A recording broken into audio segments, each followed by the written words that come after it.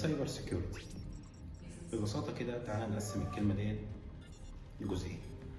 الجزء الأول هو سايبر، الجزء الثاني هو سيكيورتي. دي معناها أي شيء ليه علاقة بالتكنولوجيا، يعني زي إيه؟ زي النتورك، زي الويب، زي الداتا. نيجي بقى للجزء الثاني اللي هو سيكيورتي، ودي معناها حماية. طب حماية لإيه؟ لأي حاجة ليها علاقة بالتكنولوجيا. يعني لما تعمل حماية للأوبريتنج سيستم هيبقى اسمه اوبريتنج سيستم سيكيورتي.